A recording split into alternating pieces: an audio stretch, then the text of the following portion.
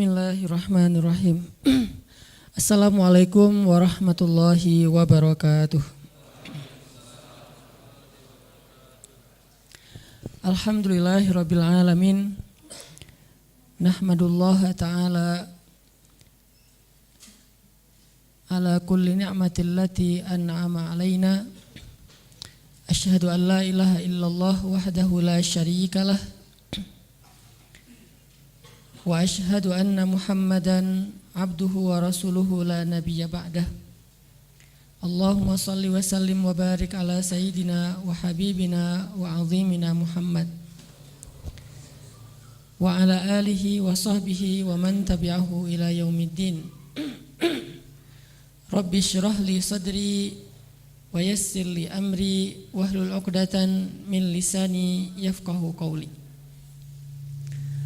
Qala Allah Ta'ala fil Qur'anil Karim, a'udzu billahi minasy syaithanir rajim. Bismillahirrahmanirrahim.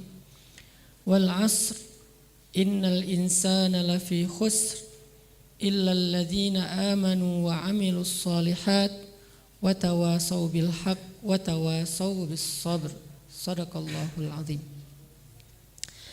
Teman-teman semuanya, anak muda Kota Bandung yang disayang oleh Allah Subhanahu wa taala. Alhamdulillah malam ini kita bisa nongkrong di Masjid Nurul Falah Raja Mantri.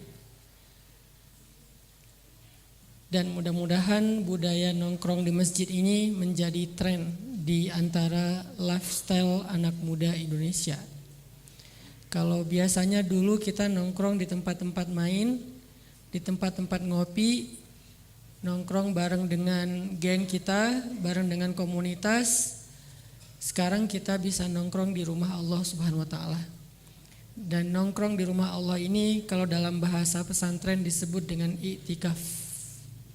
Hanya kita menerjemahkannya ke bahasa anak main, nongkrong. Kalau niatnya karena Allah Subhanahu wa taala, maka ini bisa disebut nongkrong fisabilillah.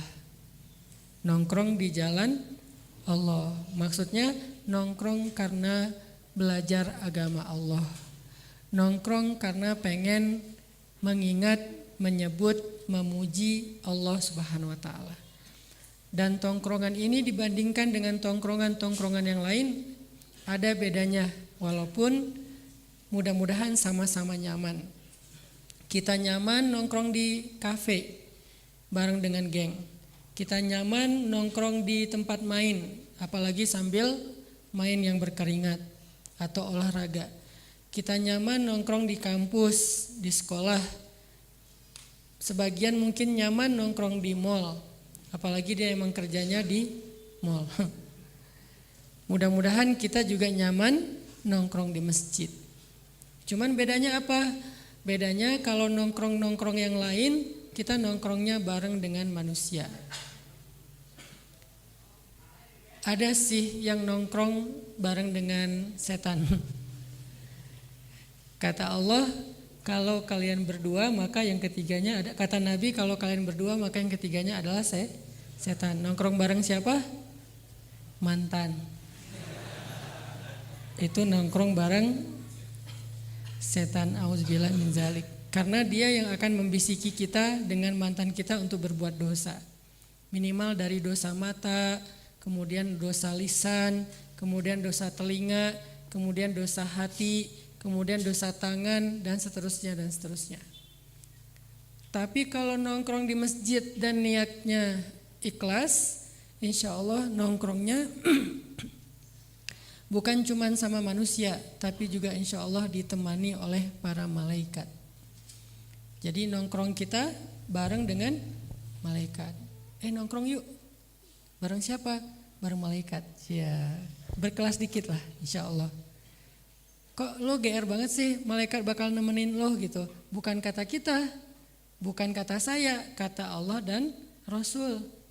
Bahwa siapa yang duduk mengingat Allah, apalagi di rumah Allah, maka Allah utus untuk mereka malaikat untuk menemani mereka sampai beres.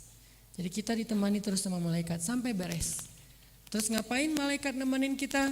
Sementara gak bisa ikut ajak ngobrol, malaikat nemani kita sambil Komat kamit lisan malaikat. Ngapain? Mendoakan kita. Yang banyak hutang didoain semoga hutangnya cepat lunas.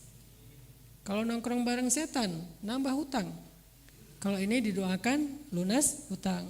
Yang lagi kurang sehat, maksa-maksain datang ke rumah Allah, nongkrong bersama dengan teman-teman yang lain untuk dengar ilmu, zikir kepada Allah, didoain sama malaikat supaya segera diberikan kesembuhan. Yang masih sendiri didoakan ikhlas. Bukan didoain jodoh, didoain ikhlas. Ikhlas dengan kesendirian. Didoain dapat jodoh.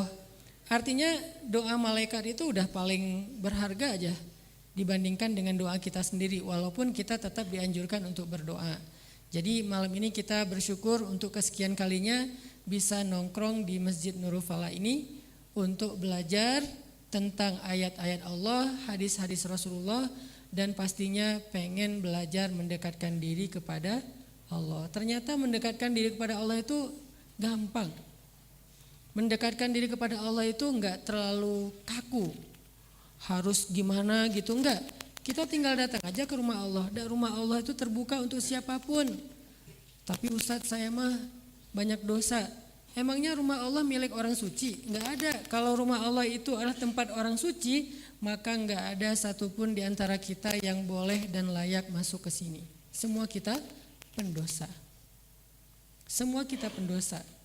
Hanya sebagian kita dosanya terbuka, sebagian yang lain tertutup secara rapat, enggak ada yang tahu. Tapi semua kita pendosa. Ada di antara kita yang dosanya mungkin udah diterima taubatnya, ada di antara kita yang masih mau bertobat, tapi sama-sama pendosa. Dan kita semuanya berbuat dosa bukan sekedar di masa lalu, masih terus saja berbuat dosa sampai sekarang.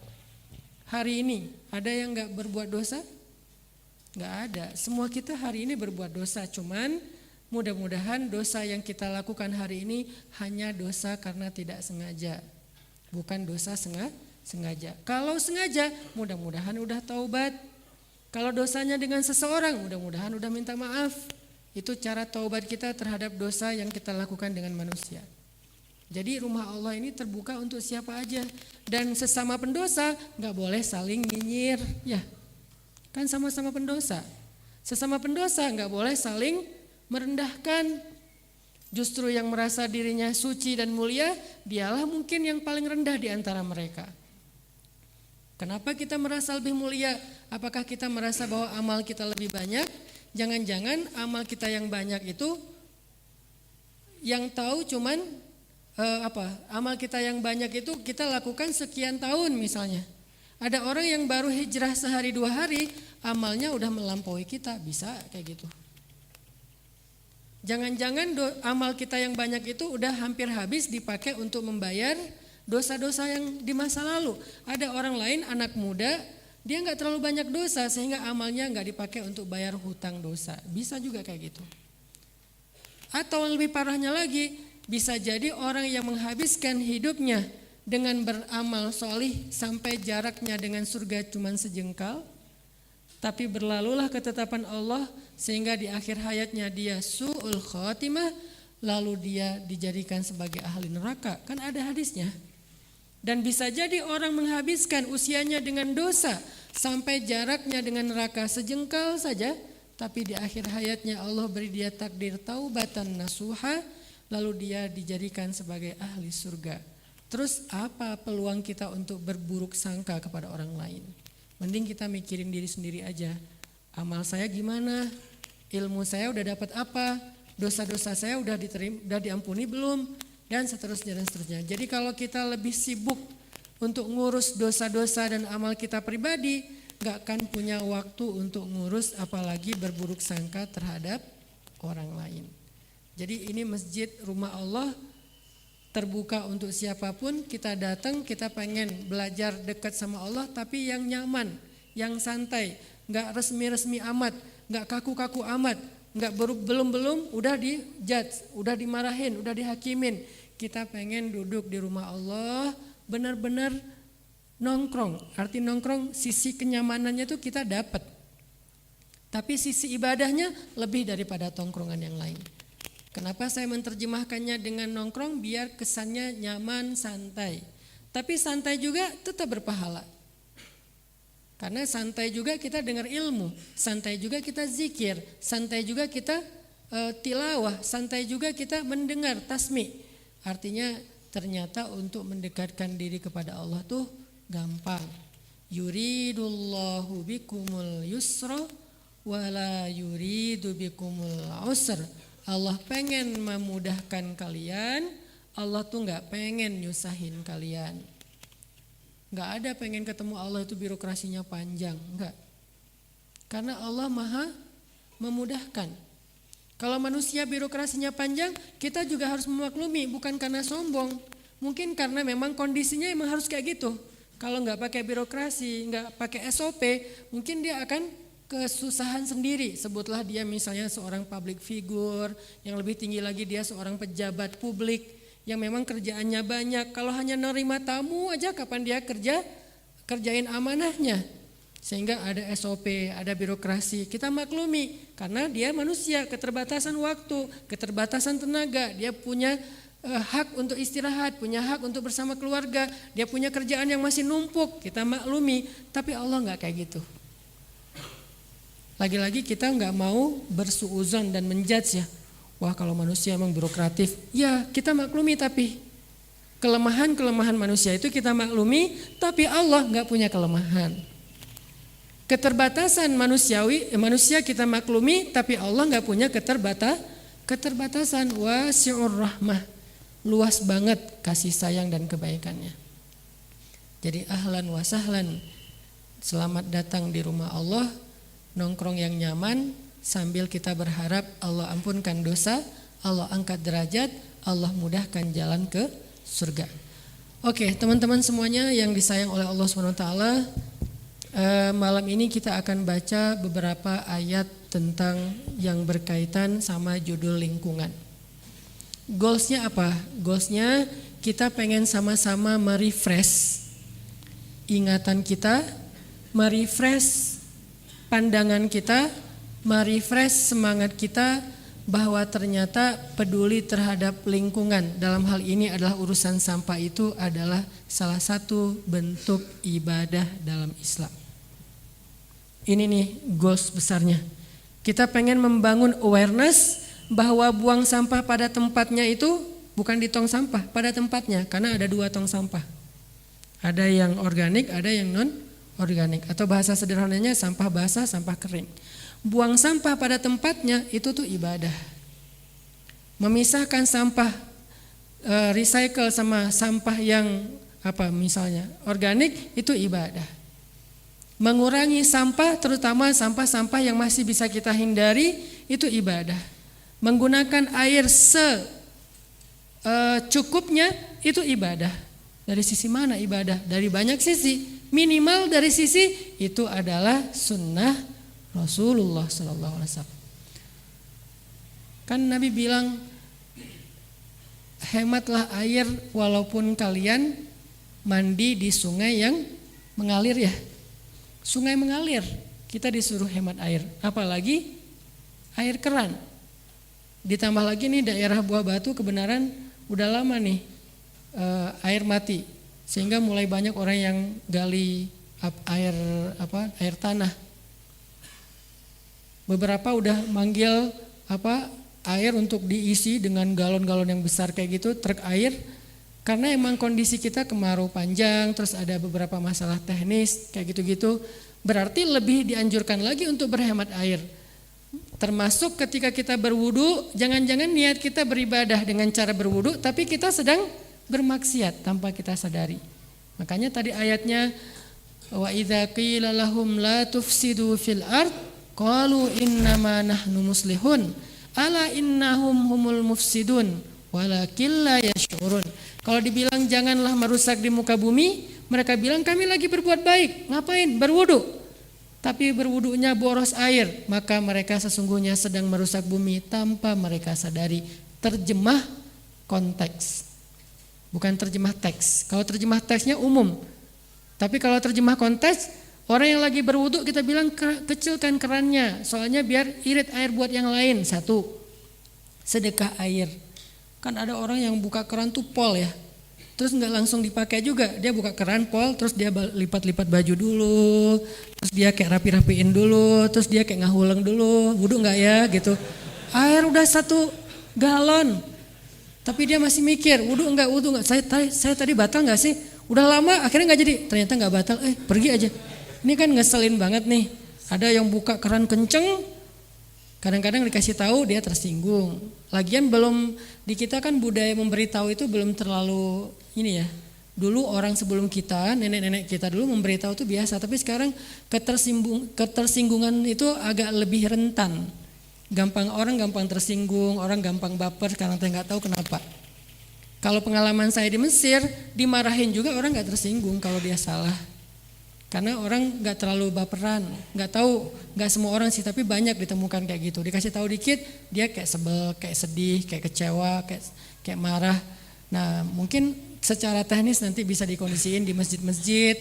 Apakah memang dari atas itu dibuka kerannya kecil? Saya juga di rumah kan pakai pendorong, karena pakai air tanah, pakai pendorong, ada toren kan.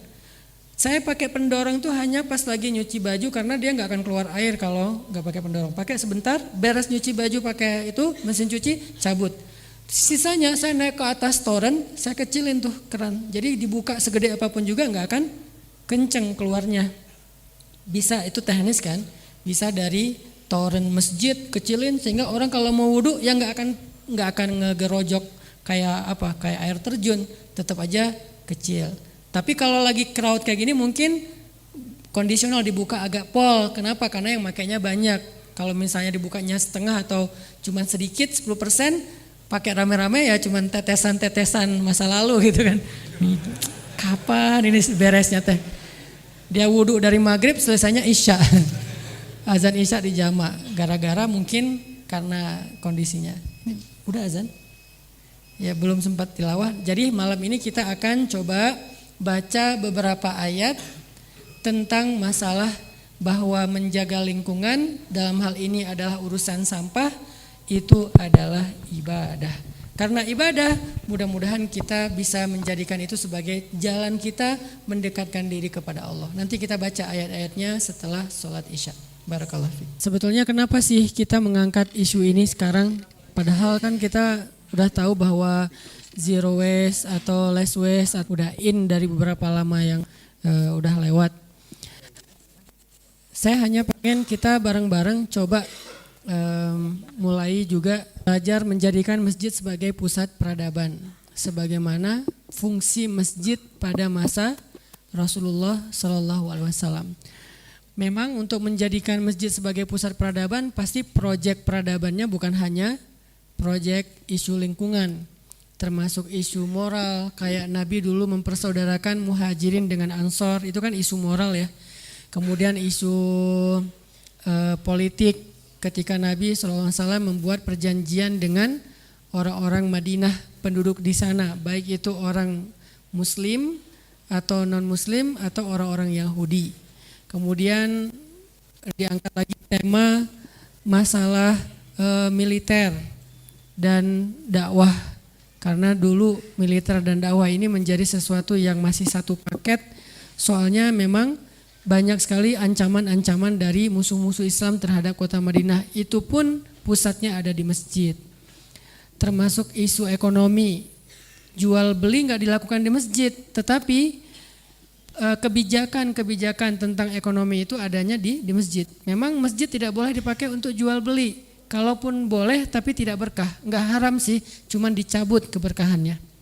Cuman kebijakan-kebijakan yang berkaitan dengan dagang, pasar, masalah riba, masalah apalagi sedekah dengan segala macam bentuk transaksi, ta'awun, musyarakah, itu kan diawali di masjid.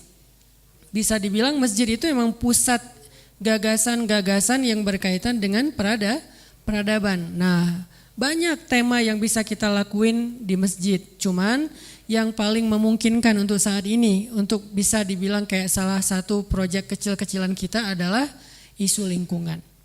Kemana arah isu lingkungan ini? Nanti insya Allah akan dijelaskan oleh tamu spesial kita. Beliau adalah penggagas program Kang Pisman di Kota Bandung. Beliau bisa jadi kayak tokoh intelektualnya Kang Pisman yang membuat gagasan ini menjadi program Pemkot. Nanti beliau akan sharing kayak gimana dan kemana arah dari program misalnya isu lingkungan yang berkaitan dengan sampah di masjid. Kita meminjam istilah dari teman-teman yang udah menjalankan program ini dengan nama sedekah sampah.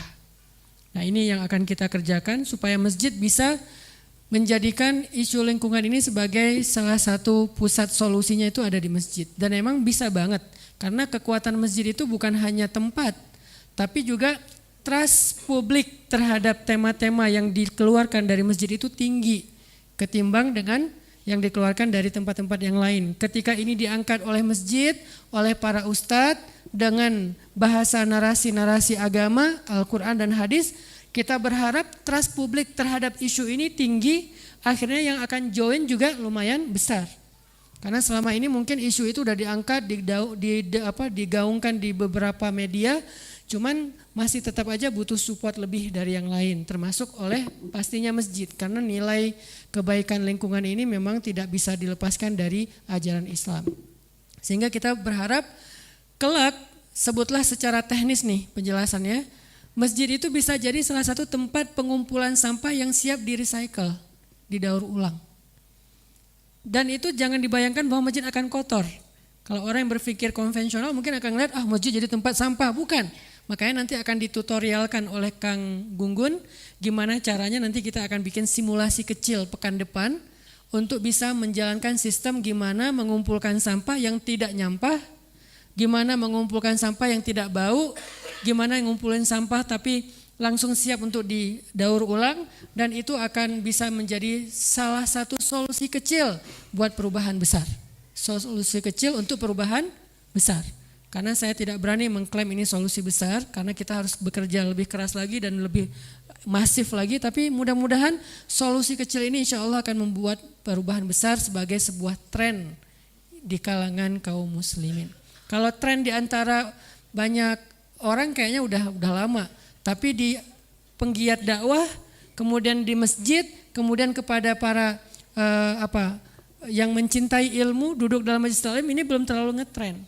Malah beberapa event dakwah yang sangat sedih buat kita itu adalah kita belum bisa nunjukin event yang less waste.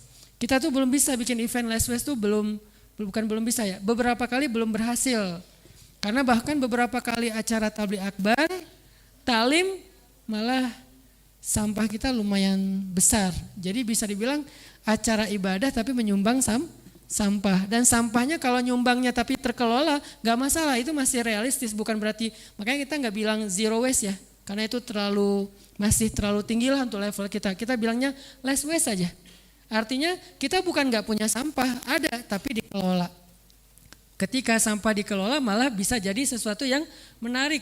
Apalagi kalau misalnya reuse, misalnya dipakai ulang, jadi alat apa, jadi tempat apa, itu aja udah menarik. Apalagi dikelola sampai recycle, didaur ulang. Atau minimal dikelola untuk dipisahkan supaya rapi, itu juga udah baik.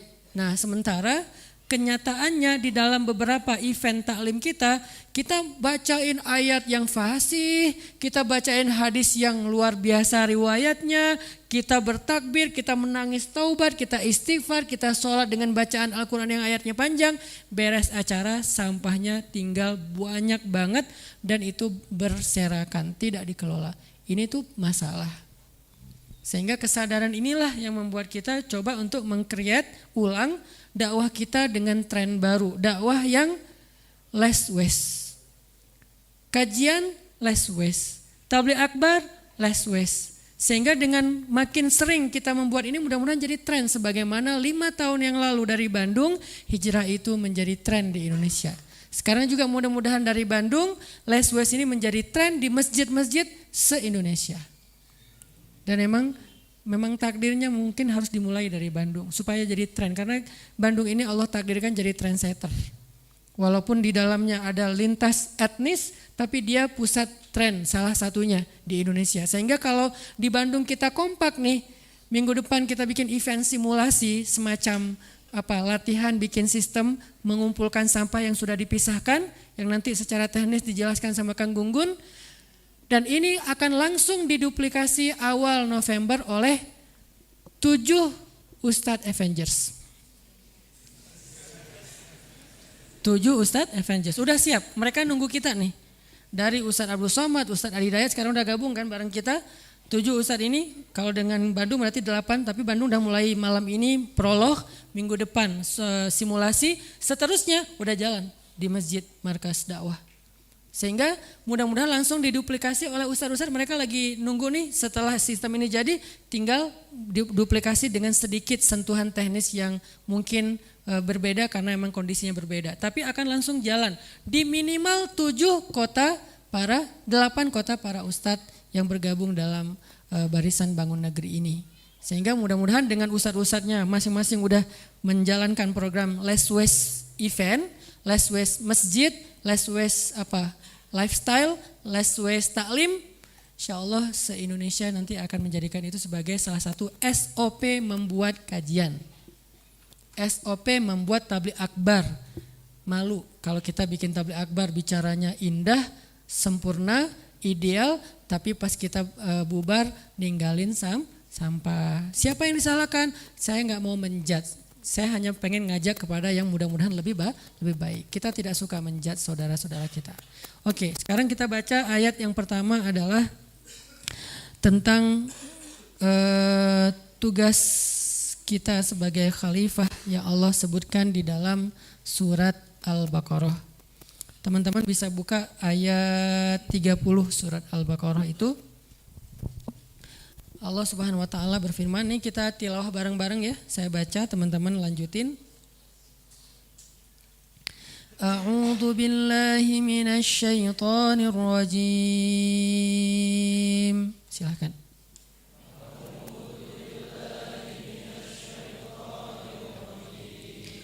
Bismillahirrahmanirrahim.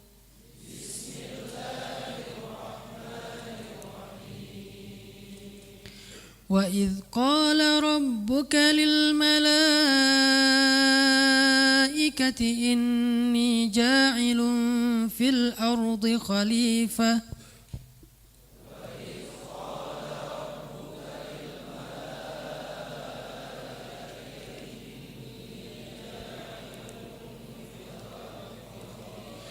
قالوا أتجعل فيها من يفسد فيها ويسفك الدماء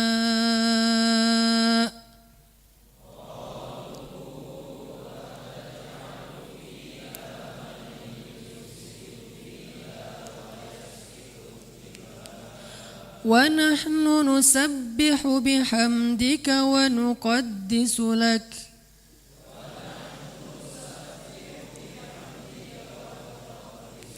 قال إني أعلم ما لا تعلمون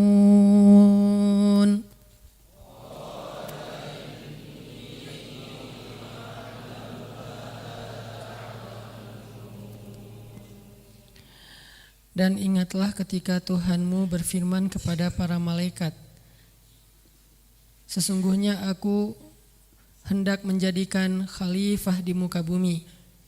Lalu para malaikat berkata, apakah engkau hendak menjadikan orang yang merusak dan menumpahkan darah di sana, sedangkan kami bertasbih memujimu dan mensucikan namamu?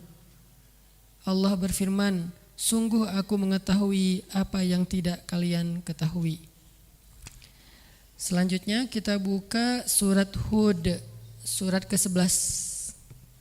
Surat Hud, surat ke-11 ayat 61. Surat Hud, surat ke-11 ayat 61.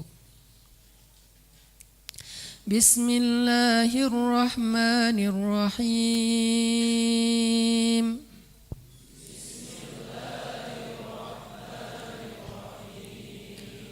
وإلى ثمود أخاهم صالحا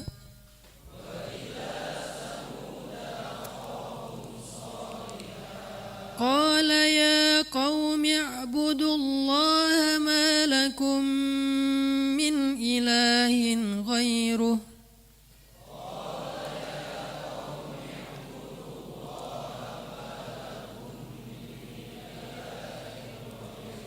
هو أنشأكم من الأرض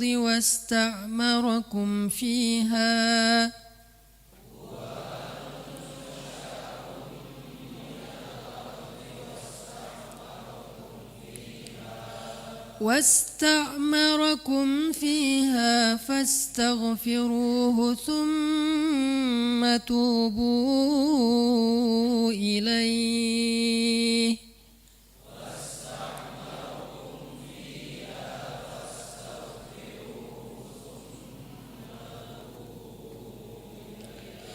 إن ربي قريب مجيب.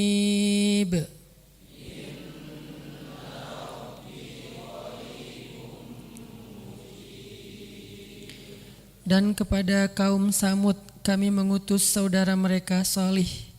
Dia berkata, wahai kaumku, sembahlah Allah, tidak ada Tuhan bagi kalian selain Dia, dan Dia telah menciptakan kalian dari bumi dan menjadikan kalian sebagai orang yang memakmurkannya. Karena itu mohonlah ampunan kepadanya, bertaubatlah kepadanya. Sesungguhnya Tuhanku sangat dekat rahmatnya dan memperkenankan doa hamba-hambanya. Sadaqallahul azim. Teman-teman yang dirahmati Allah Subhanahu wa taala, dua ayat ini menceritakan tentang tugas, salah satu di antara tugas-tugas yang Allah telah takdirkan ketika Allah ingin menciptakan manusia. Di surat Al-Baqarah Allah menyebutkan tugas ini dengan istilah khalifah. Sedangkan di surat Hud Allah menyebutkan tugas ini dengan istilah imarah. Ada istilah khalifah, ada istilah imarah. Sekarang ini dengan berbagai macam kesalahpemahaman orang terhadap istilah khalifah, kita mulai agak dijauhkan dari istilah ini. Entah bagaimana ceritanya, dibuat semacam propaganda, settingan bahwa seolah-olah kata ini kata yang terlarang. Sebagaimana kata jihad. Seolah-olah ngomongin khalifah atau khilafah berarti dia ingin mengubah Indonesia. Ingin mengganti sistem Indonesia. Anti terhadap nasionalisme. Tidak menghargai pahlawan. Ini kesalahpahaman yang fatal. Karena kalau kita mau membaca Al-Quran dan mau sedikit fair, karena yang mengatakan demikian buat saya nggak fair. Kenapa nggak fair? Dia nggak ngerti Al-Quran. Tapi dia bicara mengatasnamakan Al-Quran. Kan ini istilah Al-Quran. Yang boleh ngomong tentang ini adalah orang yang mengerti Al-Quran. Tapi ada juga orang yang sudah mengerti Al-Quran masih takut dengan istilah ini. Berarti mudah-mudahan dia diberikan petunjuk.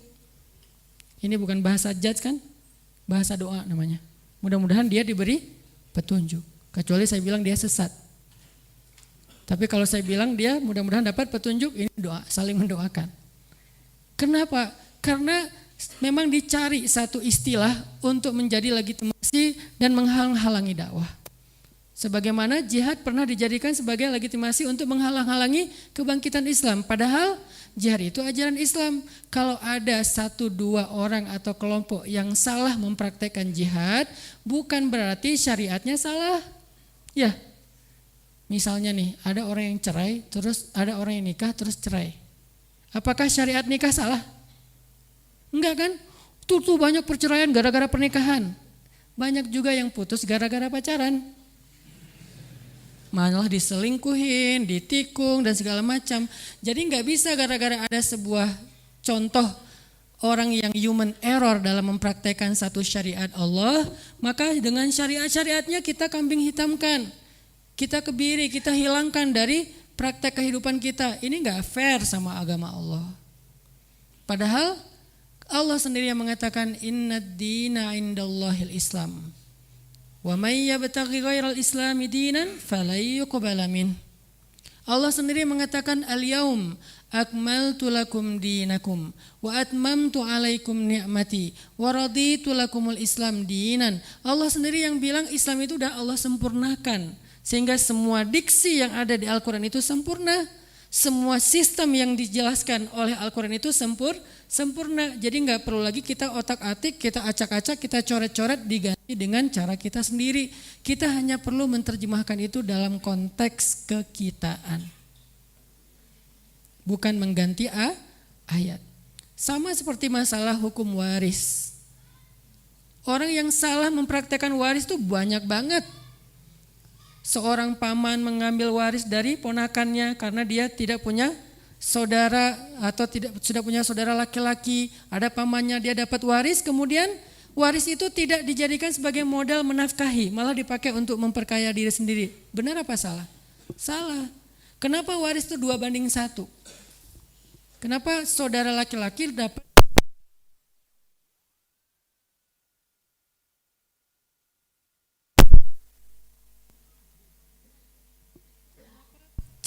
kenapa saudara laki-laki dapat lebih banyak daripada saudara perempuan? Anak laki-laki dapat lebih banyak daripada anak perempuan. Karena berharapnya harta bagian anak laki-laki yang dapat 2 itu dipakai untuk menafkahi keluarga, bukan dipakai sendiri. Makanya ada istilah guyon tapi serius, apa? Harta suami, harta istri. Harta istri. Ini kenceng banget di belakang teh. Harta suami, harta istri. Harta istri, ya harta istri. Kira-kira dengan konsep kayak gini siapa yang dapat? Laki-laki apa perempuan? Perempuan dapat lebih banyak karena yang harta suami dibagi, harta perempuan tidak dibagi. Harta laki-laki dibagi, harta perempuan tidak dibagi. Kalau dia mau ngasih bentuknya ihsan, bukan kewajiban. Kalau kita wajib. Nah, ada beberapa orang yang nggak paham praktek waris, dia 2 bagian, giliran bagiannya dia pakai ayat, giliran kewajibannya dia lupakan ayat. Ini namanya yu'minu nabi ba'dil kitab wa yakfuru nabi ba'd. Mengambil sebagian ayat, meninggalkan sebagian yang lain. Apakah gara-gara ada yang salah dalam mempraktekkan hukum waris maka hukumnya harus dihapus? Enggak. Orangnya yang harus diedukasi. Maka begitu juga dengan jihad, begitu juga dengan khalifah, perannya. Kita pelajari dulu deh. Kita ini kan bangsa yang berperadaban. Harusnya belajar dan berargumentasi ilmiah, bukan dengan menuduh. Apa maksud dari khalifah di dalam Al-Quran? Sehingga khalifah ini menjadi salah satu solusi bagi kehidupan manusia. Apa sih tugas khalifah? Ketika Allah menciptakan manusia, Allah gak bilang, inni ja'ilun fil ardi insanan, inni ja'ilun fil ardi nasan, inni ja'ilun fil ardi basyaran. Allah gak nyebut itu. Tapi Allah mengatakan inni ja'ilun fil ardi khalifah. Kenapa kok pakai istilah khalifah? Khalifah ini fungsi. Khalifah ini fungsi. Dalam ayat yang lain kita disebut hamba Allah. Itu juga fungsi, yaitu beribadah kepada Allah, tugas. Khalifah juga tugas dan fungsi. Nah, pertanyaannya, fungsi khalifah yang diistilahkan oleh Al-Quran itu apa? Ternyata fungsi khalifah itu jawabannya ada di surat Hud. Wasta'marakum fiha. Sebagai khalifah kita disuruh untuk memakmurkan bumi. Apa maksud memakmurkan bumi? Membangun. Imarah itu bangun. Jadi tugas dasar manusia secara dia dengan alam, ketika Allah mengatakan art itu jadi bahasa Inggris earth. Inni ja'ilun fil earth. Aku jadikan di muka bumi, gitu kan ya? Khalifah. Tapi kalau Allah bicara dalam konteks yang lain, Abdullah, hamba Allah, ibadah. Wa ma khalaqtul jinna wal insa illa liya'budun. Tapi dalam konteks ayat ini karena bicara tentang bumi, Allah bicara tentang khalifah. Berarti apa tugas kita yang berkaitan dengan bumi? Imarah, membangun bukan merusak. Membangun bukan meruntuhkan, memperbaiki bukan merusak. Sehingga di awal surat Al-Baqarah sendiri Allah udah bilang, wa idza qila lahum la tufsidu fil ard Qalu innama nahnu muslihun. Kata Allah, janganlah kalian merusak di muka bumi. Kenapa? Karena salah satu di antara perangai orang yang kufur kepada Allah itu adalah yufsidun. Mereka merusak di mana-mana. Bukan orang kafir, orang yang kufur. Kalau orang kafir statusnya, kalau orang kufur perangainya. Bisa jadi dia mukmin tapi dia kufur. Kufur nikmat, kufur iyal, kan banyak istilah kufur dalam Islam kan? Kufur nikmat yang menjadikan nikmat justru untuk merusak. Kufur iyal yang diberikan pasangan yang baik malah dia khianati, itu namanya kufrun iyal. Jadi kufur, saya memilih istilah kufur dengan makna kerjaannya. Ada orang muslim tapi dia kufur, artinya dia merusak di muka bumi. Karena emang itu adalah kerjaan orang yang kufur, yufsiduna fil ard. Sedangkan tugas orang yang beriman, tugas orang yang taat kepada Allah adalah muslihun, orang yang memperbaiki keadaan itu. Sehingga kalau kita balikan kepada surat Al-Baqarah, surat yang paling awal yang kita baca di Al-Quran, bolak-balik kita lewatin ayatnya. Dan bahkan sebagian besar mungkin udah hampir hafal dengan ayat itu. Inni ja'ilun fil ardi khalifah. Sehingga tugas khalifah di muka bumi itu adalah membangun bumi itu. Kalau kita semua orang Indonesia ini adalah khalifatullah fil ard, khalifah Allah di muka bumi, maka tugas kita di Indonesia adalah membangun Indonesia. Justru orang yang anti terhadap khalifah, anti terhadap Al-Quran, yang mengaku paling nasionalis, jangan-jangan dia yufsid, dia merusak di muka bumi. Dengan menjarah dan merampas hasil alam tanpa ada pertanggungjawaban, tanpa melakukannya dengan cara yang benar. Udah banyak penelitian tentang pelanggaran-pelanggaran terhadap alam itu banyak. Dia yufsidun, dia yang merusak. Tapi dia mengambil sebuah slogan untuk menuduh orang lain yang telah merusak. Padahal justru slogan itu slogan islah, slogan perbaikan. Bukan mau mengganti sistem, kita udah sepakat. Bahkan dulu salah satu yang ikut menyusun berdirinya negara ini kan ulama. Yang ngerti istilah khalifah pastinya. Kita udah sepakat semuanya sistem kita adalah Negara Kesatuan Republik Indonesia, NKRI itu. Kemudian dengan Undang-Undang Dasar 45, Pancasila sebagai slogan pemersatu kita, asas negara dan segala macam. Udah nggak ada perlu perdebatan tentang bab itu. Kenapa sekarang ujung-ujung tiba-tiba akhir-akhir ini kita dibenturkan dengan dasar yang udah kita sepakati di awal. Itu ada sesuatu yang lain. Tapi kalau kita mau belajar Al-Quran sendiri, ternyata khalifah itu bukan mengganti sistem negara. Justru peran utama khalifah itu pengen membangun negara. Makanya ketika saya bersama para ustadz kita bikin sebuah gerakan bersama, walaupun gerakan masing-masing tetap ada, pemuda hijrah tetap ada, yuk ngaji tetap ada, Ustadz Abdul Somad dengan sahabat uasnya, tafakuhnya tetap ada, Ustadz Hidayat dengan gerakannya tetap ada masing-masing, jalan barengnya Ustadz Salim tetap ada, Habib Anis dengan Nawak Hijrah tetap ada. Kita bikin agenda bersama namanya Barisan Bangun Negeri. Kenapa ada kata bangun? Karena itulah tugas kita, membangun negeri. Salah satu pilot project Barisan Bangun Negeri, yuk kita jadikan masjid sebagai salah satu pusat solusi sampah semampu kita. Saya nggak bilang udah ideal, saya nggak bilang udah selesai tugasnya, enggak. Udah komplit semuanya diselesaikan, enggak. Hanya belajar pengen ikut nimbrung dalam program lingkungan ini supaya masjid-masjid yang potensinya besar di seluruh Indonesia, hampir setiap RW itu ada masjid. Kecuali di beberapa daerah terpencil. Tapi rata-rata kota-kota besar setiap RT ada musola, ada masjid. Masjid ini pendanaannya dari umat besar banget. Dan masjid ini tempatnya luar biasa, memadai. Potensi trust umat terhadap masjid dengan segala konten dakwahnya itu luar biasa.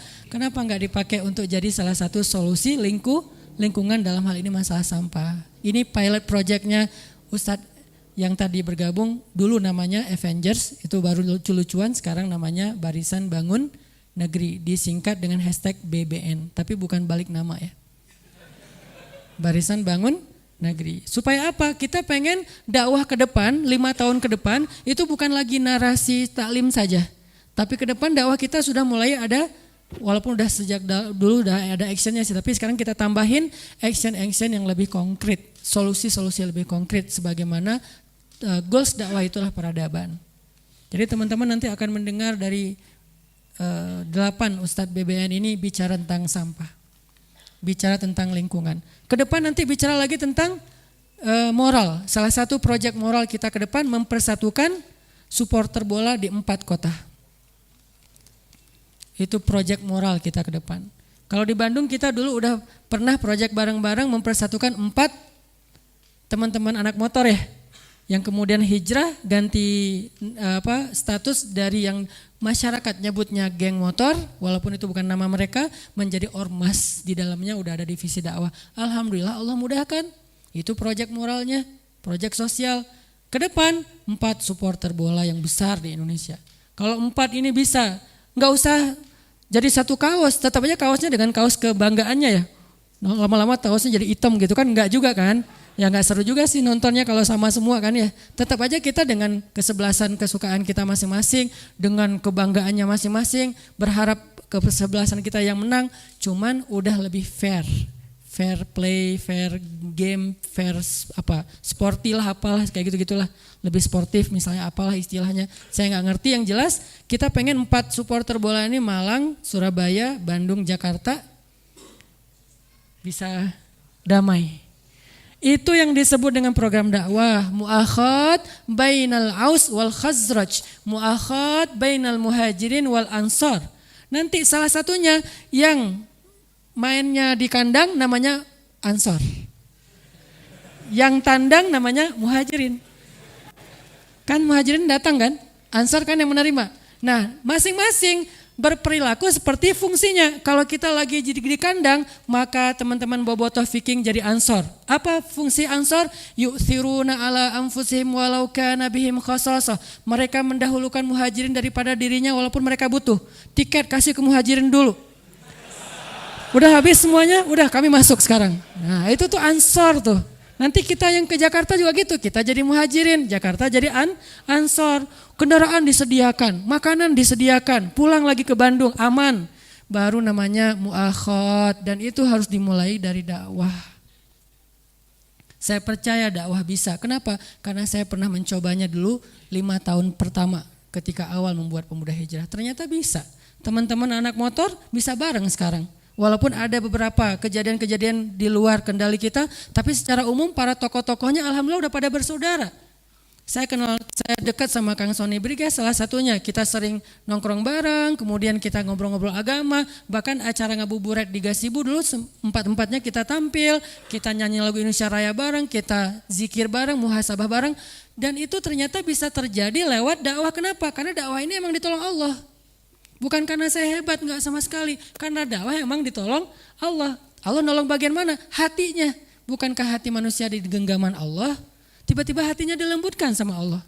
Enggak bisa pakai approaching yang lain. Pemerintah mungkin masih proses, lewat hukum masih proses, lewat kultural masih proses. Tapi lewat dakwah Allah balikkan langsung hatinya. Dan itu berarti mungkin banget. Jangankan cuman Malang, Surabaya, Bandung, Jakarta.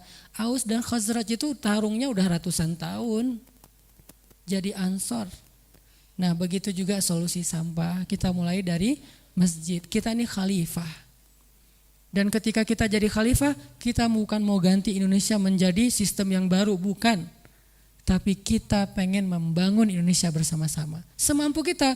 Dan kita nggak bilang bahwa kita satu-satunya, enggak. Ada saudara kita yang lain yang bukan muslim juga ikut membangun Indonesia. Ya udah ayo bareng-bareng. Fastabiqul khairat. Kalau dalam urusan kebaikan kita berlomba-lomba. Dalam urusan ideologi, lakum dinukum waliyadin, kita nggak akan saling ganggu. Tapi dalam urusan membangun negeri, kenapa kita nggak berlomba-lomba aja dengan program masing-masing? Gereja bikin program, masjid bikin program. Nanti siapa yang paling terbaik, Allah yang menilai dalam urusan amalnya. Tapi dalam urusan akidah, innad-dina indallahil Islam. Buat kita yang benar cuma Islam. Ini bukan pluralisme ya, pluralitas. Kalau pluralisme semuanya benar. Enggak, buat kita hanya Islam yang benar.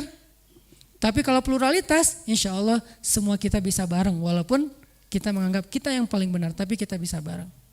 Ini nih artinya itu yang sedang kita lakukan teman-teman. Makanya saya bilang dulu taklim kita tentang semangat, motivasi. Sampai saya disebut motivator, alhamdulillah gitu kan.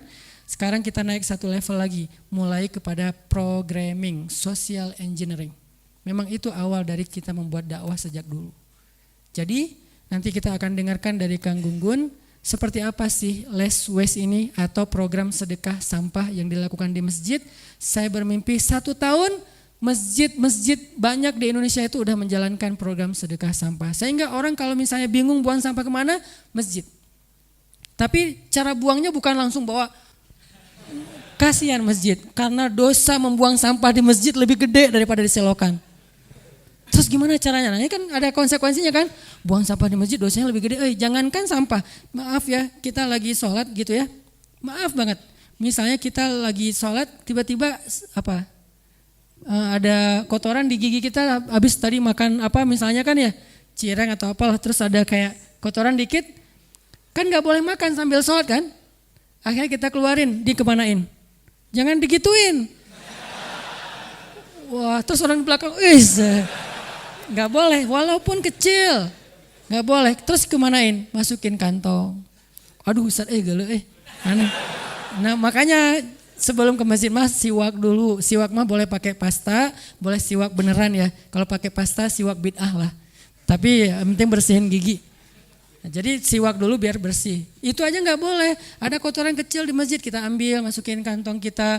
Apalagi buang satu plastik sampah, nggak boleh. Makanya nanti ada tutorial sedekah sampah, buang sampah ke masjid itu kayak gimana. Sehingga kita buang sampah tapi sampahnya kayak bersih banget, disetrika, dilipat gitu kan. Terus ditulis ini tanggal berapa. Enggak, itu mah bercanda. Itu salah. Nanti akan dijelaskan sama Kang Gunggun, maka saya panggil Kang Gunggun untuk masuk ke ruang utama. Nanti di akhir kita bertahan ya, karena ada saudari kita yang malam ini insya Allah akan bersyahadat. Jadi kita pengen jadi saksi semuanya atas ucapan syahadat beliau. Beliau udah lama ikut kajian kita dan sekarang sudah memantapkan hati untuk bersyahadat dan menjadi seorang muslim, insya Allah.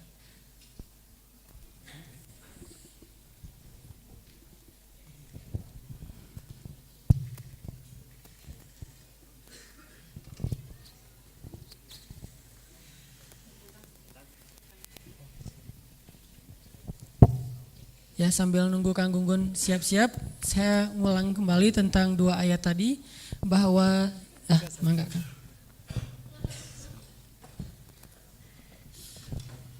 Ya, alhamdulillah sedikit wasta'rakum fiha. Allah menyuruh kalian untuk membangun bumi itu, bukan merusak. Sehingga kalau misalnya kita merusak, maka kita telah melakukan satu bentuk kekufuran kepada Allah. Karena merusak itu adalah kerjaan orang yang kufur. Arti kufur ingkar kepada Allah Subhanahu wa taala. Dan mudah-mudahan orang yang udah ngaji insya Allah enggak mau kufur kepada Allah. Kita udah taubat tentang dosa masa lalu, sekarang kita juga pengen taubat tentang dosa kita terhadap bumi, dosa kita terhadap alam, dosa kita yang berkaitan dengan lingkungan, insya Allah. Baik, bismillahirrahmanirrahim. Assalamualaikum warahmatullahi wabarakatuh. Alhamdulillahillazi arsala rasulahu bil huda wa dinil haq liyudhhirahu 'ala dini kullihi wa kafa billahi syahida. Asyhadu an la ilaha illallah wa asyhadu anna Muhammadan abduhu wa rasuluhu la nabiyya ba'dah.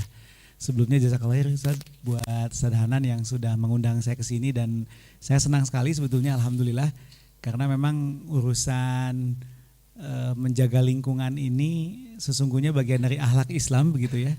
Tapi ya belum membudaya tampaknya begitu ya. Bahkan ini sedikit curhat Ustaz, waktu itu saya ingat di alun-alun ada tablik akbar begitu ya. Jadi ada tablik akbar yang ternyata yang hadir itu sampai penuh sekali alun-alun. Namun apa yang terjadi, tablik akbarnya itu bagus gitu ya. Temanya tentang hal-hal yang islami lah ya. Tapi bubar tablik akbar apa yang terjadi, ada yang tahu? Langsung itu alun-alun jadi lautan sampah. Padahal itu acaranya acara tablik akbar gitu ya. Jadi yang curhat akhirnya para petugas lapangan gitu ya. Pada komplain gitu. Ini katanya islami tapi kok begini gitu ya. Nah memang ini jadi challenge buat kita bagaimana Islam ini bukan sekedar sholat saja tapi juga hal-hal yang lainnya. Baik, salam kenal, nama saya Gun-Gun. Saya kebetulan hari ini mendapat amanah ngurusin sampah di Kota Bandung, di PD Kebersihan Kota Bandung. Dan saya ingin sedikit cerita situasi di Kota Bandung ya. Saya ingin mulai dengan pertanyaan saja.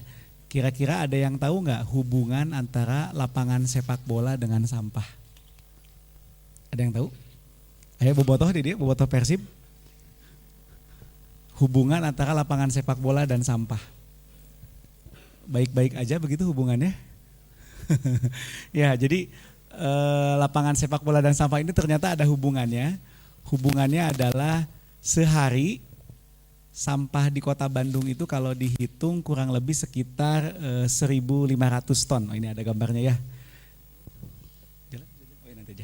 Jadi sehari itu sampah di Kota Bandung 1.500 ton per hari. Nah, berdasarkan ilustrasi itu kita sudah hitung kalau seandainya sampah itu disimpan di lapangan sepak bola di GBLA misalkan begitu ya, maka itu sampah itu akan mengisi penuh lapangan sepak bola dengan ketinggian sekitar 75 cm sehari, every day. Nah, saya di PD Kebersihan ini ngurusin itu Pak, teman-teman sekalian. Jadi ngangkutin sampah sehari kurang lebih sekitar rata-ratanya 250 truk sehari dari Bandung ke Sarimukti begitu ya. Nah, sebagai gambaran bahwa ini jumlahnya sangat banyak, boleh next aja. Nah, ini mungkin masih ingat tahun 2005 ya, tanggal 21 Februari, waktu itu kita punya TPA, namanya TPA Lewi Gajah. TPA Lewi Gajah itu longsor dan akhirnya ada 147 orang meninggal dunia. Nah, gara-gara kejadian itu akhirnya Kota Bandung jadi tidak bisa buang sampahnya ke tempat pembuangan akhir sampah. Akhirnya dari tadinya Bandung Lautan Api berubah jadi Bandung Lautan Sampah. 21 Februari tahun 2005, ini ilustrasi gambarnya, sampah numpuk di mana-mana begitu ya. Dan akhirnya gara-gara peristiwa ini, nah ini yang menarik gitu ya, dari Bandung untuk Indonesia gitu ternyata. Akhirnya tanggal 21 Februari itu diperingati sebagai Hari Peduli Sampah Nasional. Gara-gara peristiwa ini gitu ya. Jadi ini situasinya membahayakan sekali dan akhirnya waktu itu ada gerakan cepat dari pemerintah untuk pindah TPA-nya dari tadinya di mana di Lewi Gajah itu pindah ke Sarimukti, Raja Mandala, Cipatat, dekat Padalarang gitu ya. Nah, awalnya ini hanya TPA darurat sebetulnya awalnya. Tapi nya orang Sunda teh ya gitunya tina tadina sementawis akhirnya jadi sementahun. Keterusan dari 2005 sampai hari ini. Dan ini sudah semakin penuh sekarang si TPA ini gitu ya. Dan sudah sebentar lagi akan ditutup. Kita udah hitung paling maksimal 2023 TPA ini bisa tetap beroperasi. Jadi Bandung Lautan Sampah Jilid 2 ini masih mungkin terjadi begitu ya. Nah, berikutnya next. Nah, ini ada sedikit film tentang kondisi di TPA. Nah, ini biar kebayang. Inilah sampah yang kita hasilkan selama ini. Begitu banyak, ya menumpuk dan berantakan. Ketersediaan lahan yang begitu sedikit membuat tumpukan sampah ini ditampung di tempat yang tidak semestinya atau dibakar. Ini film tentang kondisi di 3 kota ya. Dan pola kita masih kumpul, angkut, buang. Hal tersebut rupanya tidak dapat mengurangi volume sampah yang ada. Sampah tidak berkurang, bahkan terus bertambah.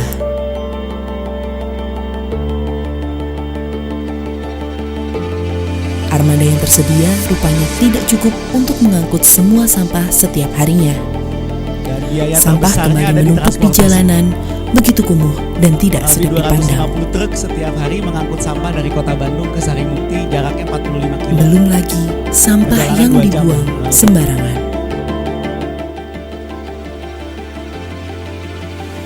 Masalah bertambah dengan jarak antara kota ke tempat pembuangan akhir yang begitu jauh. Belum lagi jalur pengangkutan ke TPA yang tidak seluruhnya mulus beraspal. Jadi kayaknya Ustaz boleh hingga juga seringkali jauhlah ke mengakibatkan TPA. truk pengangkut sampah jatuh ke jurang saat juga. musim hujan. Jalan-jalan ke tempat pembuangan Sampah dari sampah banyak, di sana. lahan sedikit dan Nah, kalau jarak ke sana sangat tapi jangan jauh. pakai sepatu yang Tidak bagus-bagus dapat ya. dihindari. Biaya Baju yang bagus pengelolaan ntar sampah pulang pun baunya bisa sangat bertahan seminggu membengkak. soalnya. Saat tiba di TPA Sarimukti, sampah dibuang begitu saja. Nah, ini kondisi di Tertumpuk TPA Sarimukti dan menggunung. saat ini. Bau sampah pun dapat tercium dari jarak 3 km. Jadi dari Bandung ya ini nih. Di masa depan, masalah ini dapat menjadi bencana besar bagi kita semua.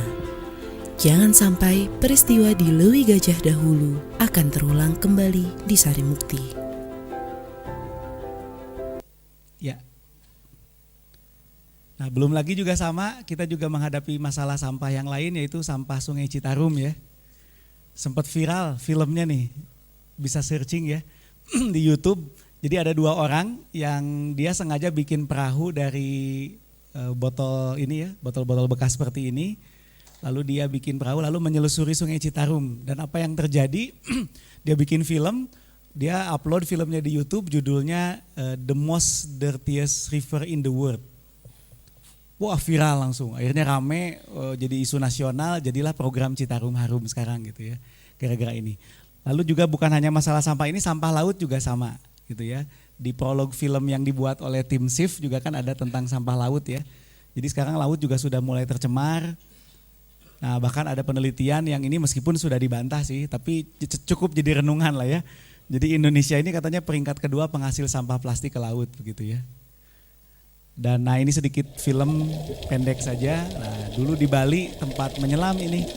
Tempat menyelamnya masih, cuman ikannya jadi lebih banyak. Tadinya cuman ikan hidup, sekarang ada ikan-ikan yang dari ini ya, dari botol dan lain-lain gitu ya. Nah, itu ubur-ubur yang kuning ya. Kantong kresek gitu ya. Oke. Nah, ini ya, ini ayatnya kan ya. Sesungguhnya pemborosan adalah saudara syaitan. Oke, next. Boleh slide-nya? Oke, kita kebut aja ini. Jadi tadi Ustadz sudah sampaikan bahwa poinnya kita ini kan jadi khalifah di bumi ya, sampai menyingkirkan iblis kan. Tapi pertanyaannya apakah kita sudah menjaga bumi ini dengan baik begitu ya. Nah, kita cepat saja, next. Punten. Oke. Nah, jadi nah ini sebetulnya ya, jadi call to action-nya sederhananya begini teman-teman ya. Jadi sebetulnya Allah menciptakan segala sesuatu itu nggak ada yang sia-sia, setuju nggak? Jadi sebetulnya benda-benda ini tuh nggak sia-sia. Tapi karena akhlak kita terhadap material itulah akhirnya si benda ini jadi sia-sia dan akhirnya kita sebut namanya apa? Sampah. Padahal Allah menciptakan segala sesuatu ini nggak ada yang sia-sia. Jadi gimana dong solusinya kan begitu ya, agar benda-benda ini tidak sia-sia. Nah, maka yang pertama jelas kita berupaya sebisa mungkin tidak menghasilkan sampah. Setuju nggak kira-kira nih? Nah, hal-hal sederhana yang bisa kita lakukan dimulai adalah dengan meminimalisir sampah yang banyak ada di sungai dan lain itu sampah plastik, betul ya? Jadi kalau belanja masih suka pakai kantong kresek? Nah, riset membuktikan 95% kantong kresek itu berakhir kalau nggak di tempat sampah, di sungai, di laut. Endingnya. Jadi kita sekarang kalau mau kalau mau belanja pakai tas belanja sendiri. Sudah pada punya? Nah, bisa nanti ya beli atau juga bikin juga boleh. Ini salah satu contoh saja. Ini punya istri sebetulnya.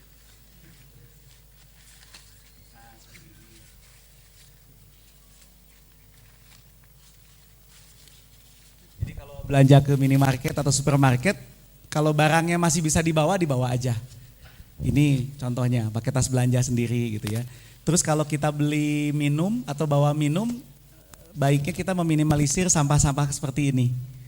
Jadi kita ganti jadi apa? Tumbler. Wah, sudah punya tumbler ini? Belum, di depan ada di luar ya, silakan beli. Ya, jadi ini budaya mengurangi sampah kemasan dari minuman gitu ya. Lalu berikutnya juga sama, kalau kita beli makan, kita biasanya kan dikasih dusnya ya, kadang dusnya juga dari styrofoam. Maka kita bisa ganti dengan menggunakan misting. Kita pakai misting, nanti bisa diganti gitu ya. Nah, terus juga yang bisa kita lakukan juga adalah sampah tisu, banyak nggak? Banyak. Nah, itu bisa diganti dengan apa tisu? Sapu tangan, betul. Jadi kita juga pakai sapu tangan. Jadi banyak budaya-budaya yang sebetulnya sudah baik, tapi sekarang hilang gitu ya. Nah, termasuk juga salah satu yang sekarang juga cukup banyak adalah sampah sedotan. Betul nggak? Sedotan itu berapa detik sih kita pakai? Ada yang kurang dari semenit minumnya langsung habis, ada?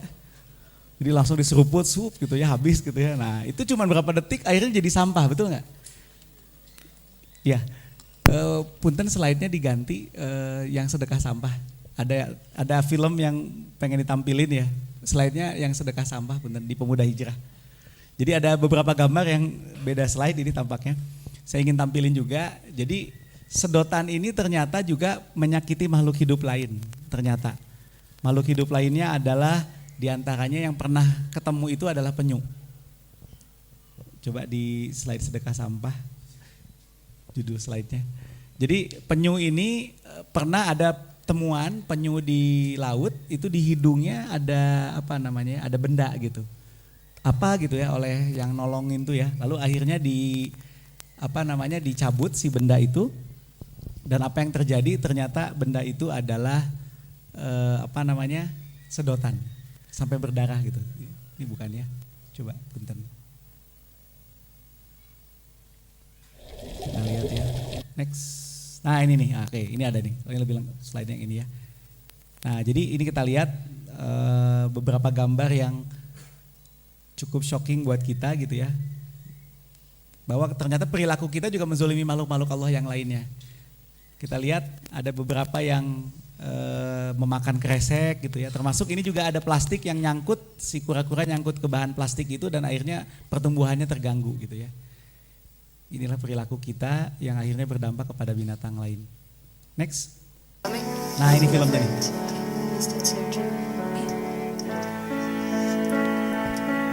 Jadi ada penyu yang di hidungnya ada sesuatu gitu ya.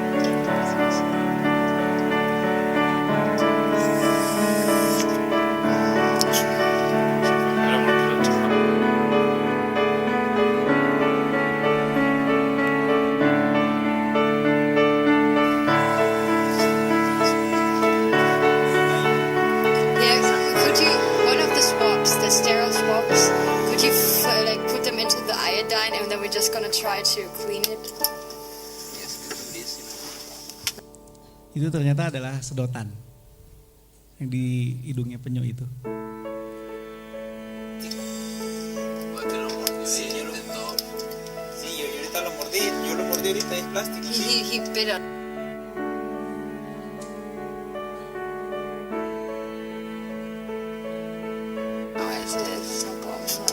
Oh man, show me please, I want to. Jadi ini sampah-sampah dari kita ya. Termasuk tadi ada gambar yang belum saya tampilkan. Pernah ada ini juga paus terdampar di Wakatobi, Sulawesi. Dan ternyata yang menarik di perut pausnya itu begitu dibedah itu banyak sampah plastik. Bahkan yang lucu ketemu sendal jepit juga ada gitu ya. Di dalam paus itu gitu ya.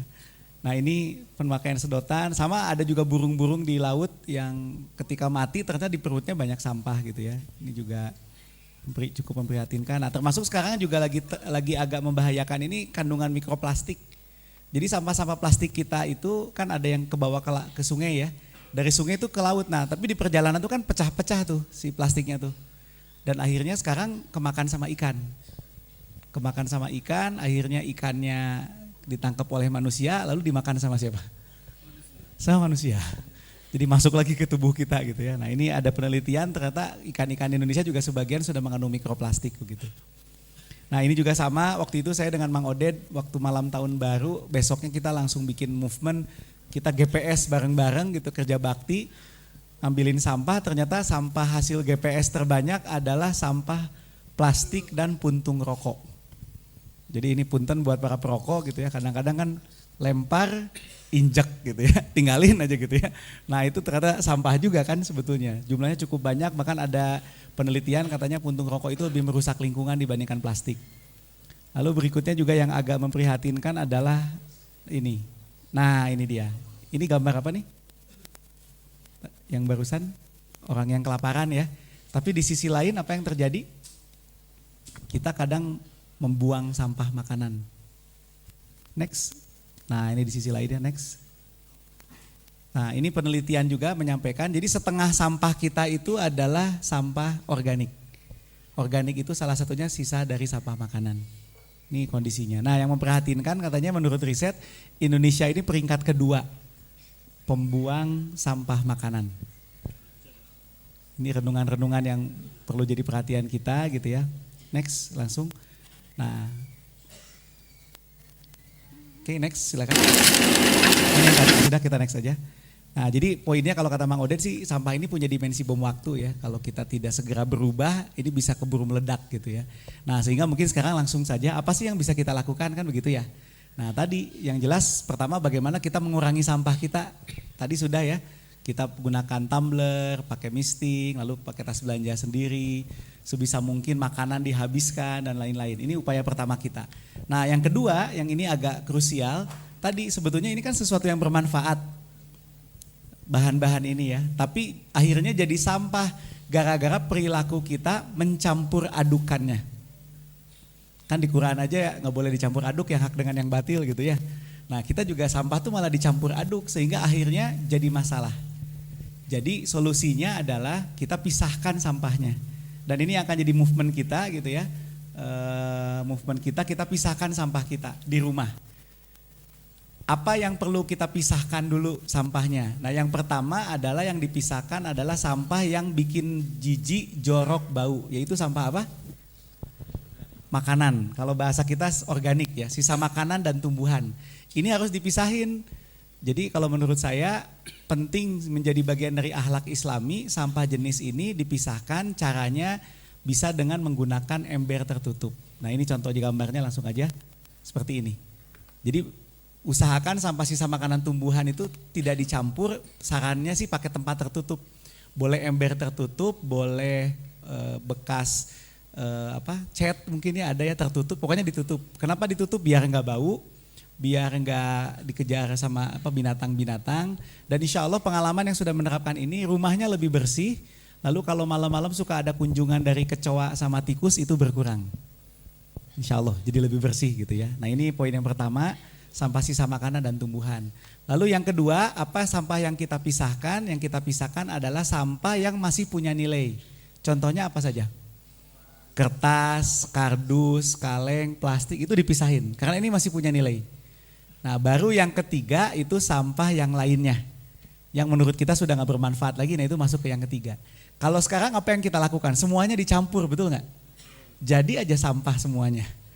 Padahal sebetulnya bisa aja gak jadi sampah. Nah jadi programnya sudah diskusi dengan Ustadz, kita akan mulai insya Allah kita akan gerakan yang namanya sedekah sampah. Jadi pertama sisa makanan dan tumbuhan itu bisa kita sedekahkan ke siapa kira-kira? Kalau teman-teman punya binatang atau peliharaan di rumah bisa disampaikan ke mereka gitu ya. Atau yang kedua sederhana, kita sedekahkan kembali ke alam. Karena sesungguhnya sampah jenis ini bisa didaur ulang oleh alam. Caranya sederhana, bikin lubang di depan rumah. Sederhana nggak? Bikin lubang depan rumah, ya udah masukin situ aja. Tapi jangan dicampur dengan sampah lainnya, hanya sampah sisa makanan dan tumbuhan saja. Masukin ke lubang itu, kalau pengen lebih rapi ya ditutup lubangnya. Dan nanti secara natural alam akan mendegradasi jadi pupuk akhirnya. Jadi akhirnya tanahnya jadi makin subur. Kalau pengen lebih cepat proses menjadi pupuknya bisa ditambahin gula sama juga pakai air siraman beras. Itu lebih cepat lagi. Kalau mau lebih advance lagi ada teknologi yang lain. Tapi yang sederhananya kayak gitu aja sebetulnya. Jadi bisa bikin lubang. Nah kalau lubangnya terbatas lahannya bisa lubangnya lubang biopori. Kalau biopori lebih kecil ya. Pakai alat tapi ngegalinya. Nah, atau saya belum bisa juga membuat lubang di rumah nggak memungkinkan ya. Berarti nggak apa-apa dipisahin tapi kasihin ke petugas kebersihannya sudah terpisah. Karena ini yang jorok tuh kan yang ini. Nah itu jenis pertama sampah sisa makanan dan tumbuhan kita sedekahkan kembali ke alam. Bahkan didiemin di halaman rumah juga nanti hilang dengan sendirinya kalau ini. Nah sekarang makan kita dibuang masalahnya ya. Jadi aja sampah dan ini 50% loh sampah kota Bandung tuh sampah jenis ini. Jadi kalau ini dilakukan di masing-masing rumah berkurang nggak sampah yang dibuang? Berkurang insya Allah 50% masalah selesai. Nah yang kedua adalah sampah yang masih bernilai. Yang masih bernilai itu contoh ini yang tadi contohnya ya gambarnya ya. Kita skip. Nah sampah yang masih bernilai Sampah yang masih bernilai itu adalah sampah yang masih bisa didaur ulang. Ini kita sedekahkan juga sampah-sampah ini. Dan kita akan langsung program aja sekarang Ustaz ya mungkin ya. Ya, jadi sambil diskusi aja ya Kang Gunggun. Siap Ustaz. Setelah kita mendengar slide-nya balik ke awal aja, sedekah sampah. Setelah kita mendengar presentasi dari Kang Gunggun tentang bahayanya sampah dan yang tadi di mana Kang? Pembuangan teh? Sari Mukti. Iya. Kalau kita lihat tadi tentang keadaan di Sari Mukti, yang harus juga coba kita sadari bahwa di situ tuh ada sampah kita setiap hari loh. Kalau nggak salah satu orang sampah hasil risetnya tuh 0,6 kilogram per orang per hari. Hampir 1 kilo ya? Iya, mendekati 1 Berarti satu orang di antara kita itu minimal setengah kilo nyumbang sampah. Kebayang nggak kita di sini ada berapa ribu orang? Kalau ada 1.000 orang kita di sini berarti udah 500 kilogram sampah per hari dari kita semuanya, dan itu ada di Sari Mukti. Ini artinya kita menyumbang masalah juga untuk lingkungan, untuk alam, belum lagi nanti untuk warga yang ada di sekitar sana yang akan menjadi terdampak dari posisi tempat pembuangan sampah. Sehingga actionnya, program movement yang akan kita coba lakukan, walaupun kita nggak akan lakukan langsung selesai. Tadi kalau kata Kang Gunggun, ada 2, satu program pribadi kita bisa bikin lubang buat yang punya ruang di rumahnya, karena ada juga yang tinggal di kos-kosan Kang, jadi nggak punya ruang, daripada bikin di bawah tempat tidur ya, kan bahaya. Nanti foto mantan tergusur. Jadi yang udah punya ruang di depan rumahnya bisa bikin lubang kayak sumur biopori gitu. Saya masih berharap suatu saat mungkin setelah 2 atau 3 bulan masjid juga akan bikin. Nanti insya Allah masjid juga akan bikin, walaupun kita nggak bisa ngandalin masjid aja supaya lebih meminimalisir urusan teknisnya. Itu masalah yang organik. Nah sekarang kita akan coba mulai dari yang kecil adalah pemisahan sampah non organik atau yang bisa didaur ulang. Kalau di Jepang kata Kang Gunggun ada satu desa yang udah zero waste konsep gitu ya. Iya. Di desa itu mereka udah mampu memilah berapa Kang? 34 jenis. 34 jenis sampah.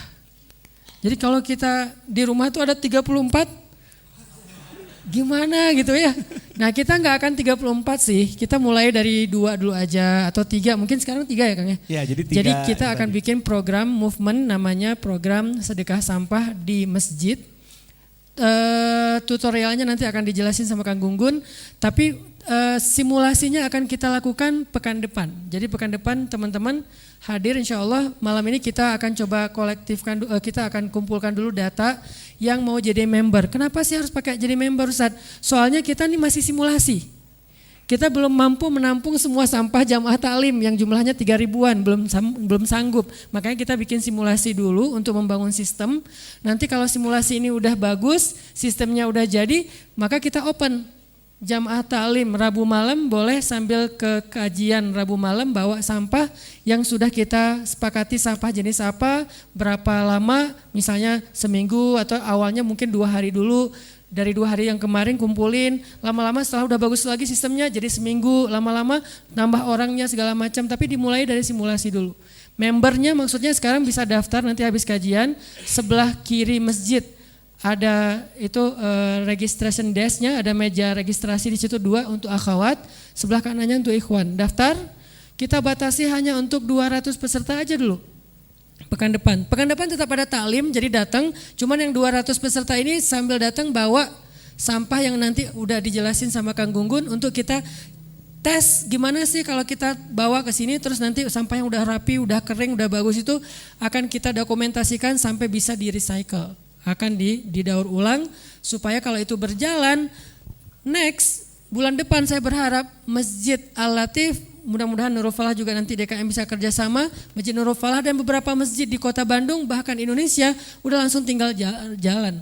Misalnya rencana saya di Masjid Al-Latif setiap Senin dan Kamis pas acara buka puasa bersama itu pada bawa sampah yang udah disepakatin.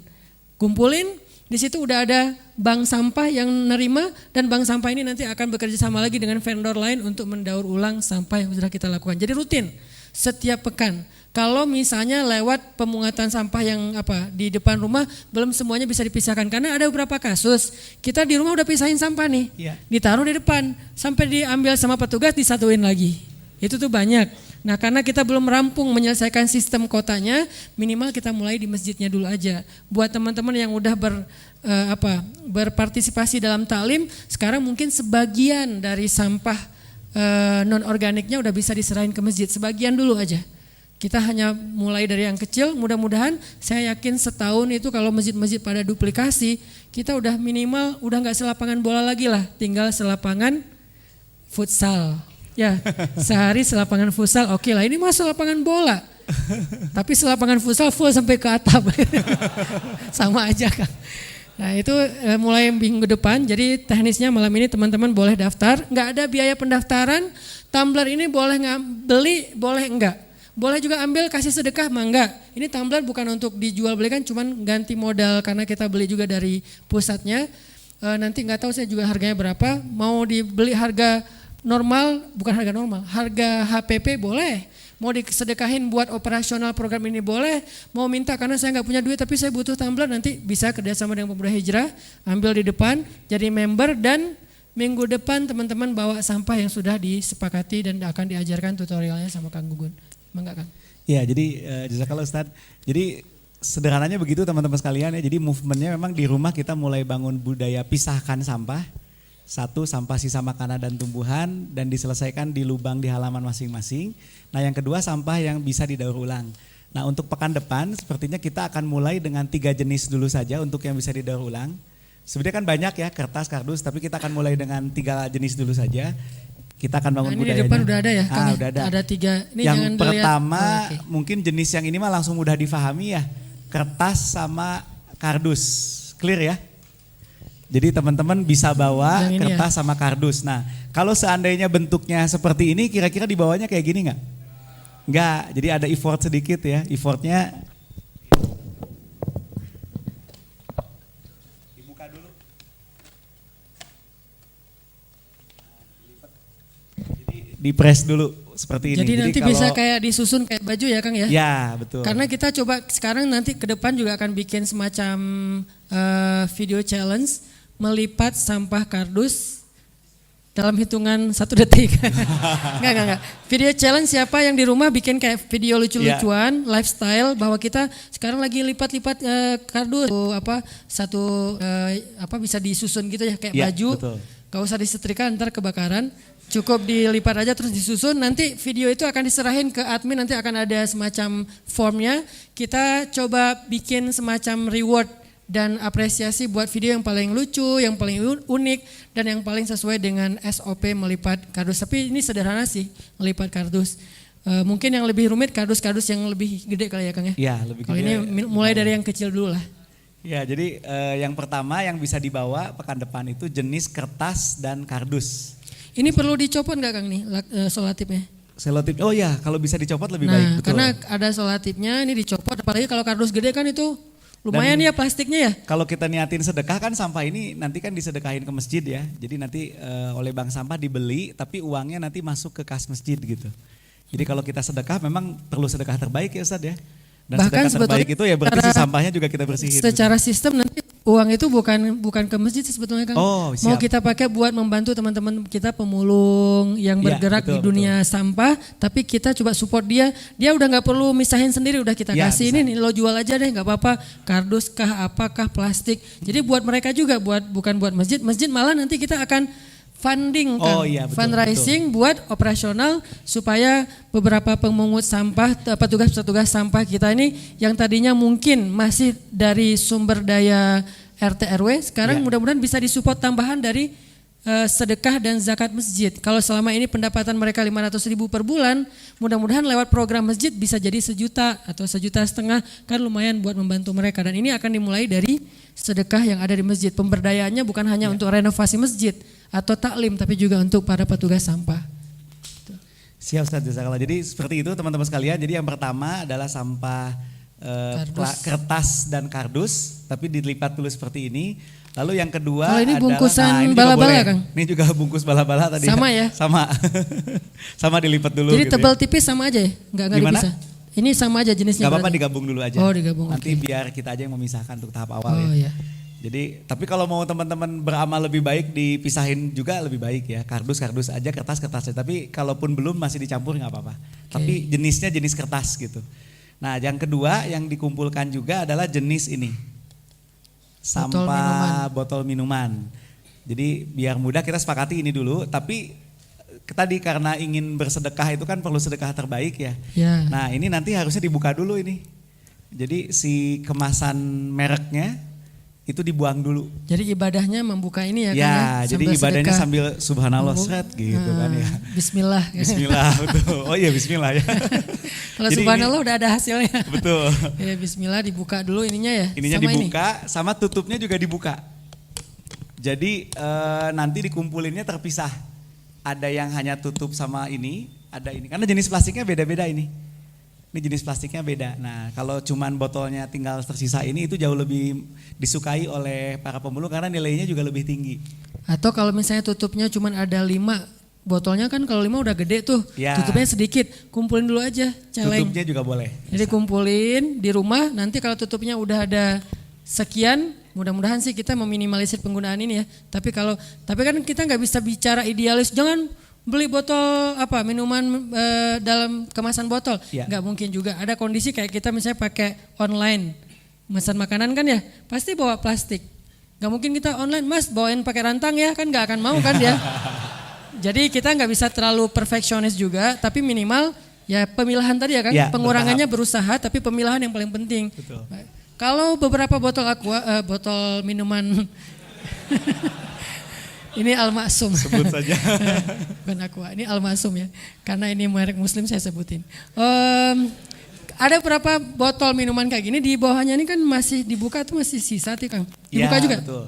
Nah ini nih. Iya betul. Ini juga dibuka? Iya dibuka juga. Oh. Terus yang keras kayak gini nggak apa-apa sama berarti karena jenisnya sama ya? Jadi berarti yang dibuka biru ini cuman jenisnya sama. Oh ya. Nah ini dilepas juga tuh nanti pakai ini biasanya pakai cutter sih. Oke, pakai cutter. Berarti jadi ibadahnya di situ. Di sini berarti udah ada 3 jenis ya? 3 jenis. Satu botol ya? Satu botol 3 jenis plastik yang beda. Gitu sama ya. air. Sama air 4 betul. Organik. Nah yang ketiga yang kita juga coba akan kumpulkan adalah jenis ini. Ini adalah sampah jenis Tetra Pak yang dulu tidak bisa didaur ulang. Jadi ini biasanya kebuang, jadi sampah di mana-mana. Alhamdulillah sekarang sudah ada teknologinya dan kita sudah kerjasama dengan yang bisa mendaur ulangnya. Jadi sampah jenis ini juga itu bisa dibawa, tapi dibawanya tidak dalam bentuk kotak seperti ini gitu ya. Untuk membantu ya dibuka dulu. Ininya dibuka gitu ya.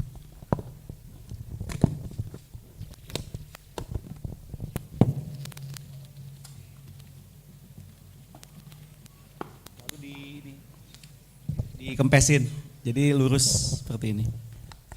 Nah ini bisa di video nih. Nanti mudah-mudahan yang menang video challenge seperti ini. Makan dinner bareng dengan Ustadz Abdul Somad. Wah. Atau dinner bareng dengan Ustadz Adi Hidayat. Ya jadi kayaknya untuk tahap awal 3 itu dulu aja Ustadz ya. Ya. Ini kan sebetulnya juga ada sedotan Kang. Ya sedotannya sedotannya dipisahin. ditaruh ke sini. Sedotannya boleh dibawa. Masukin jenis plastik yang mirip kok itu. Oke, karena ini ada sedotan dan ada plastiknya kecil sih di sedotan. Bisa dimasukin ke plastik ya. Nah insya Allah teman-teman pekan depan buat member bisa membawa salah satu atau 3-tiganya dari 3 jenis sampah yang tadi udah sepakatin. Botol minuman mineral, kemudian kertas kardus sama Tetra Pak. Ini jenis Tetra Pak. Jadi sengaja kita kumpulin karena di luar biasanya ini jadi sampah. Karena nggak tahu mendaur ulangnya. Betul. Sekarang sudah ada, alhamdulillah kita sudah terkoneksi PD Kebersihan dengan yang bisa daur ulangnya. Jadi kita mengumpulkan sampah-sampah jenis ini juga begitu. Jadi pekan depan ada 2 program. Satu program mengumpulkan sampah yang sudah dipilah. Satu lagi teman-teman boleh bikin video challenge. Video challenge bikin dulu ada video tentang melipat sampah kah atau memilah sampah kah yang berkaitan dengan isu less waste ini. Atau yang tadi juga Ustaz mungkin yang di rumah bikin lubang. Kalau yang bikin lubang lebih ini lagi karena itu effortnya lebih ya. Betul. Bahkan sebetulnya nanti next kapan-kapan akan ada tutorial tentang bagaimana pakai belatung ya Kang ya. Sampai juga. Belatung itu bisa ngabisin sampah organik dan akhirnya belatungnya dikemanain Kang? Belatungnya itu bisa jadi pakan ternak, bisa jadi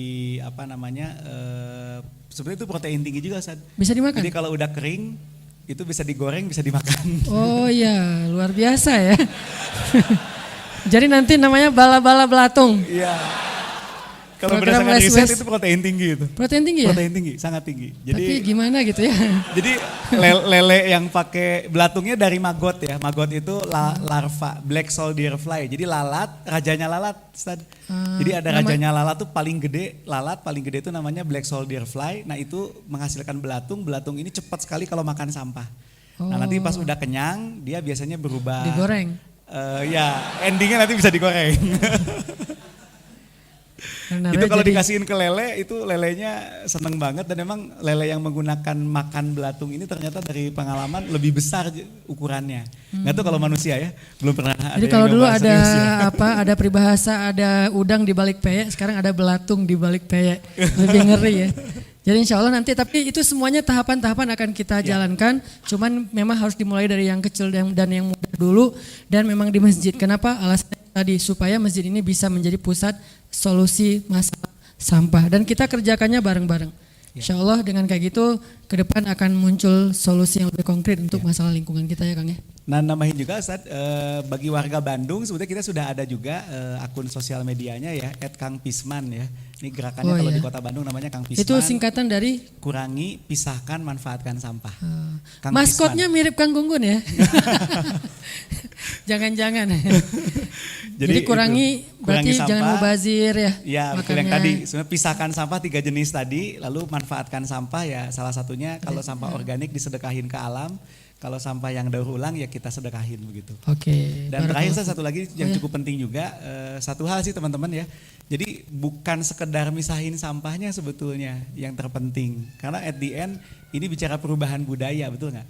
Kalau Mang Odet wali kota kita mengatakan gerakan-gerakan seperti ini bukan cuma sekedar urusan kebersihan, tapi ini bicara perubahan budaya. Logikanya gini, kalau orang sudah peduli pada urusan kebersihan, udah mau misahin sampah, maka logikanya untuk urusan yang lain pasti dia akan lebih peduli, betul nggak Ustaz? Maksudnya Jadi kalau udah peduli tentang sampah, tentang pasangan lebih peduli iya, ya? Betul.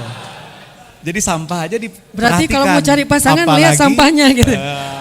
Lihat di rumah udah dipisahin belum gitu ya. Kalau belum dipisahin bahaya ya, Iya, nggak betul. setia berarti.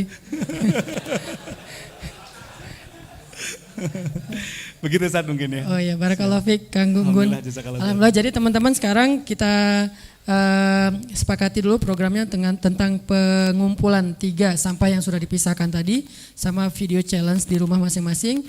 Dan nanti sama panitia udah ada meja pendaftaran untuk jadi membernya supaya kita bisa ngukur. Kenapa dibatasin 200 orang Ustadz?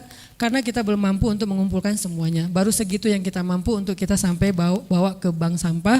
Hanya sekedar untuk membuat semacam simulasi dulu aja. Nanti kalau udah berhasil sebulan 2 bulan maka bebas siapapun setiap taklim bawa sampah yang sesuai dengan kesepakatan ini SOP-nya maka akan kita terima insya Allah.